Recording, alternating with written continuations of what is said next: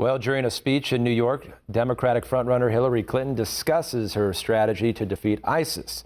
One America's Cramer examines the comments made during the address and shows why some Americans are a little confused about Clinton's strategy in the Middle East. Hillary Clinton's speech at the Council on Foreign Relations started off with applause. But by its conclusion, social media was split, not whether they agreed or disagreed. Instead, it was what Clinton's plan to defeat ISIS actually included. In the New York address, Clinton laid out her vision for defeating terrorism across the globe. This is a worldwide fight, and America must lead it.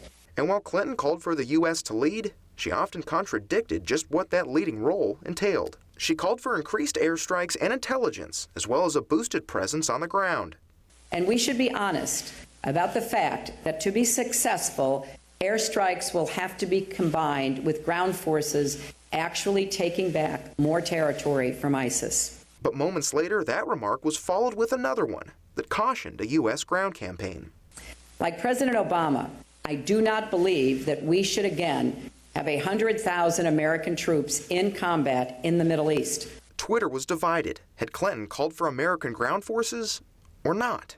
That's where it gets interesting. At different points of the speech, she certainly mentions American ground involvement to battle ISIS.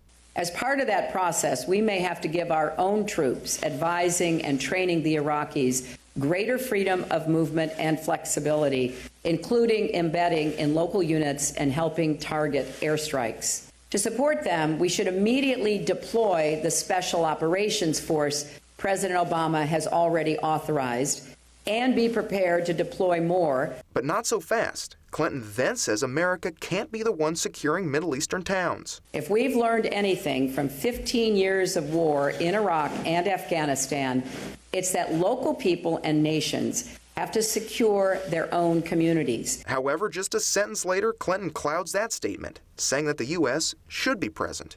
But we can and should support local and regional ground forces in carrying out this mission. She also presented several conflicting statements when discussing Russia's involvement in the fight against ISIS, leading off by blasting the country's leader. Right now, I'm afraid President Putin is actually making things somewhat worse. But right after that statement, speaking critically about the Russian president, Clinton then states that the country does need to be involved in the effort. Now, to be clear, though, there is an important role for Russia to help in resolving the conflict in Syria.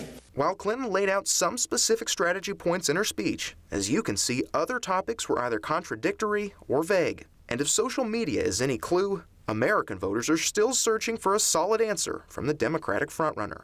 Cramer, One America News.